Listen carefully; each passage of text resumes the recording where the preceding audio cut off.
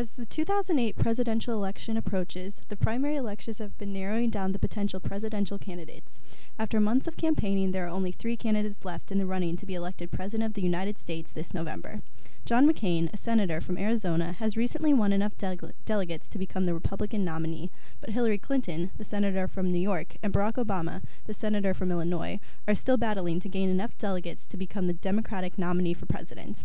Today, you will learn about each senator's stance on education in Iraq so you can be an informed voter in the November election. What separates John McCain from the other candidates is that he supports No Child Left Behind, but agrees that there are some changes that need to be made concerning the financial assistance given to the schools.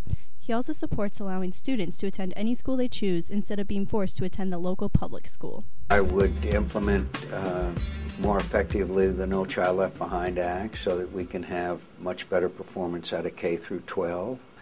I think that it was a good beginning. Many people say they just want to scrap it. Well, those that want to do that, I say, well, do you want us back to where we were before we passed that law? Clinton and Obama share many of the same viewpoints concerning the state of education in our country. They both advocate pre-kindergarten learning to better prepare all children upon entering school.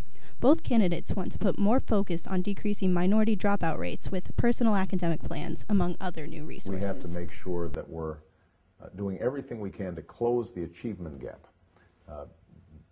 Make sure that every child comes to school already prepared to learn. Too many of our kids are behind the day they arrive in the school system because of poverty. We have to have a universal program of early childhood education, not just pre-K, but also starting with parents who are at risk so that when that child is born, we're working with the parents to give them the tools that they need to prepare their children. Intended to provide more resources for schools and create more support for the teaching and learning enterprise has unfortunately not been either funded or implemented, in my view, effectively or appropriately. And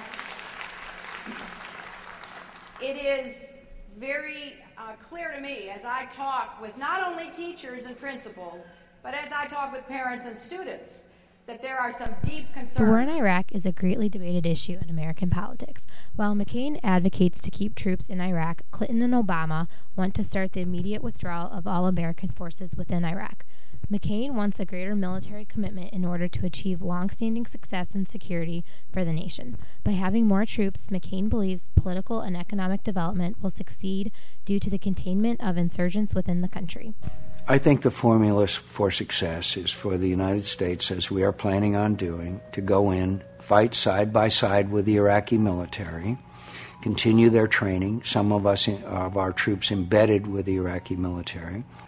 And I believe that this proposal to change the strategy in Iraq, to clear and to hold and to build. On the other side of the political spectrum, Obama and Clinton both want to start the immediate withdrawal of troops from Iraq. Both plan to have a policy in place within a month of being in office to start the removal of troops. Obama plans to remove 1 to 2 brigades a month over a 16-month period. I introduced a plan in January to remove all of our combat brigades out of Iraq by next March. And I'm here to say that we have to begin to end this war now.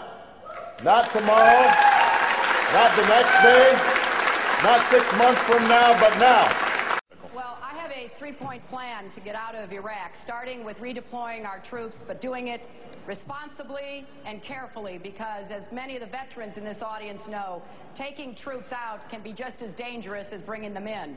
And we've got to get out of Iraq smarter than we got in. Secondly, we've got to put more pressure on the Iraqi government, including withholding aid from them if they don't begin to stabilize the country themselves.